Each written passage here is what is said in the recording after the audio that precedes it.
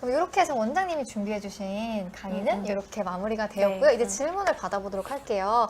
많은 분들 질문 주셨는데 혜빈님 질문 받아볼게요. 아토피에 유제품이 안 좋나요? 라고 질문 주셨어요. 사람에 따라 조금 다른데요. 이제 유제품이 알레르기가 있는 분들은 이제 피해주는 게 좋은데요.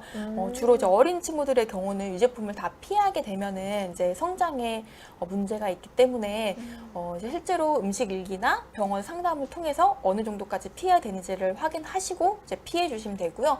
마스트 검사상 유제품에서 알레르기가 없다면 이제 드셔도 상관없습니다. 그다음에 호그와트 출신님이 유전적인 요인뿐만 아니라 후천적으로도 성인 아토피가 생길 수 있나요? 아니면 그냥 습진으로 봐야 할까요? 라고 질문 주셨어요.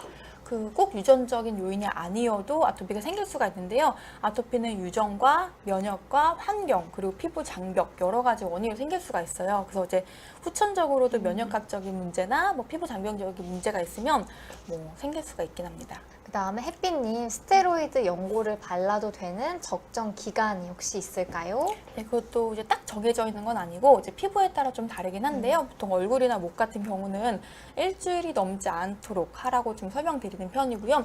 피부 이제 손바닥 같은 경우는 두껍기 때문에 뭐 성인이고 손바닥이 뭐 습진이 심하면은 이제 뭐 사람에 따라서 뭐 3주나 4주 정도를 쓸 수도 있는데요. 이거는 딱 정해진 건 아니기 때문에 이제 담당 의사 선생님 처방에 따라서 사용하시면 됩니다. 네, 딱 사람마다 조금 네. 결정이 되어야 될 것 같습니다. 정현주님 질문 주셨는데요. 남자에게 6살이 있으신가 봐요. 알레르기 비염이 심한데 가끔 얼굴에 점만한 딱지가 앉아 있는데 이게 옆으로 번지나 봐요. 이거 아토피 가능성이 있나요? 라는 첫 번째 질문 주셨어요. 알레르기 비염이 있으면 이제 아토피 소인이 있다고 저희가 설명을 드리는데 점만한 딱지 자체가 아토피는 아닌데요. 혹시 아토피 소인이 있거나 아토피 약하게 있을 때 농가진이나 뭐 다른 게 있는 걸 수도 있어요. 그래서 이것도 옆으로 번지고 하면은 뭐 농가진에 걸린 걸 수도 있기 때문에 병원에 가보셔야 합니다. 그다음에 SQK님이 화폐상 습진? 요거는 뭐죠? 어떻게 관리하는 게 좋을지 질문 주셨어요. 화폐상 습진은 이제 뭐 동전 모양 습진이라고 부르는데요. 이제 이게 한 군데만 동그랗게 생기는 이제 그런 습진이에요. 그래서 이제 보통은 약을 바르고 정말 심해질 때는 그 부위에 주사를 맞을 수도 있거든요. 그래서 이제 병원에 가서 약 처방을 해서 이렇게 경과를 봐가면서 약을 조절하시면 됩니다. 그다음에 아름다운 얼굴님, 뭐 일반 상점에서 그냥 구매할 수 있는 보습제 혹시 추천해 주실 수 있을지 질문 주셨어요. 네네. 그 옛날에는 피부과에서 있었다가 요즘은 이제 일반 상점으로 나간 것들이 이제 피지오겔 제품들이 있어요. 이제 피지오겔 제품이나 아토베리어도 MD 제품은 이제 피부과에서 취급을 하는데 이제 일반적인 그냥 간단 아토베리어 제품들은 일반 상점에 나와 있거든요. 그래서 피부과에 있었는데 요즘은 이제 일반 상점으로 나갔던 이제 그런 제품들은 순하고 괜찮으니까 병원에 올 수 없다면 이제 그런 거 쓰시는 것도 괜찮습니다. 일반적으로 또 뭐 오랫동안 많은 분들이 사용하셨을 테니까 좀 안전하게 사용할 수 있을 것 같습니다. 그다음에 또 SQK님 니켈 알레르기가 있을 경우에 이거 주의해야 하나요? 라고 물어봐 주셨어요. 니켈은 이제 접하는 거에도 있고요. 주로는 금속이나 뭐 손잡이, 핸드폰, 뭐 동전 이런 데 있어요. 그래서 이제 이런 니켈 알레르기가 있을 때 뭐 동전이나 핸드폰을 만지고 나서 그 부위를 긁거나 그럼 이제 그쪽에 계속 알레르기가 생기는 건데요. 니켈 알레르기가 심할 경우는 음식에서도 주의하셔야 됩니다. 그래서 주로 뭐 김치나 아니면은 뭐 티백 같은 거에서 니켈이 있는데요. 그러니까 음식에서도 니켈 섭취를 주의해줘야지만 전신적인 알레르기 반응이 덜 나타나게 됩니다. 네. 그다음에 고양이 야옹님 피부과에서 에스트라 아토베리어 로션을 처방받아 쓰는데 크림이랑 좀 어떤 게 더 좋을까요? 그거는 피부 따라 좀 다르게 설명드리는데요. 이제 얼굴에 쓰실 때 약간 여드름도 있다면 로션을 쓰시고요. 이제 몸에 쓰실 때 지금처럼 찬바람이 나온다면 이제 크림을 쓰는 게 좋습니다. 아니면 얼굴도 완전 건조해서 여드름 없고 너무너무 건조해서 짝짝 갈라지는 정도면 크림을 쓰는 게 좋습니다. 그렇게 또 타입에 따라서 정리를 해주셨습니다. 그다음에 장장님 건선이시래요. 아토피 연고 프로토픽 0점을 바르고 있는데요. 렌스틸론폼보다는 효과가 떨어지는데요. 장기 도포로 인한 순환 때문에 프로토픽 선생님이 처방해 주신 거죠? 라고 말씀 주셨어요. 건선에 쓰는 뭐 자미올이나 다이오베트나 아니면 엔스틸 폼 이런 것들은 비타민 제제랑 같이 스테로이드가 조금 들어있어요. 그래서 이제 물론 효과도 좋고 이제 건선약이긴 하지만 건선 또한 좀 장기적으로 가는 질환이기 때문에 어느 정도 좀 피부 질환이 좋아졌다면 장기적으로 생각하고 프로토픽을 처방하는 경우가 있습니다. 네. 그러니까 안전성 때문이라고 생각하시면 되시고요. 네. 물론 프로토픽 쓰다가도 너무 심해질 때는 다시 엔스틸론 폼을 쓰시면 됩니다. 네. 그다음에 SQK님, 듀피젠트 치료도 효과가 좋다는데 이거 왜 마지막에서 처방이 되는지. 비용 때문이겠죠. 이제 이런 생물학적 면역 억제 많이 나오는데요. 이제 건선도 그렇고 건선 관절염도 그렇고 아토피도 그렇고 효과가 좋긴 합니다.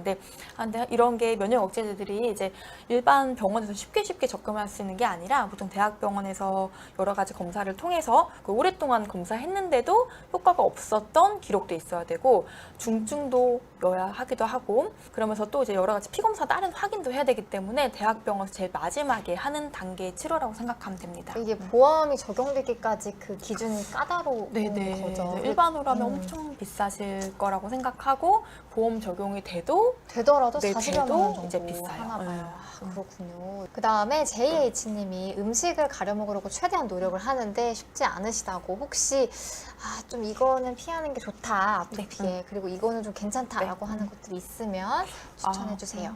꼭 피해야 되는 거는 술만 있고요. 술은 이제 모든 피부 질환에서 이제 알레르기나 가려움증을 악화시킬 수 있기 때문에 이제 술은 피해주는 게 좋고 그거 말고 음식 알레르기는 다 사람마다 달라가지고요.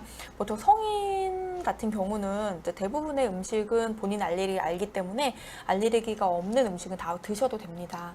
근데 이제 향신료가 너무 세거나 자극이 너무 세거나 이제 술이거나 이 정도는 좀 피해주는 게 좋습니다. 그다음에 아크로님 질문을 마지막으로 한번 받아보도록 할게요. 프로토픽은 부작용이 없나요? 라고 질문 주셨습니다. 프로토픽은 이제 보통은 스테로이드의 부작용을 막기 위해서 쓰는 거기 때문에 이제 피부가 얇아지거나 이제 이런 부작용은 없긴 한데요. 약 자체가 자극감이 좀 있는 약입니다.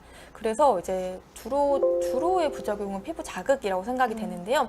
그래서 눈 주위나 얼굴에는 처음에 쓰기 어려운 경우도 있고요. 이게 퍼센트가 있기 때문에 낮은 퍼센트로 쓰거나 좀 시원하게 놓고 쓰거나 아니면 조금 바른 다음에 어느 정도 적응이 되면은 제대로 된 용량을 쓰거나 이렇게 적응 단계가 필요할 수 있습니다. 네, 정말 마지막 질문 하나만 더 받아볼게요.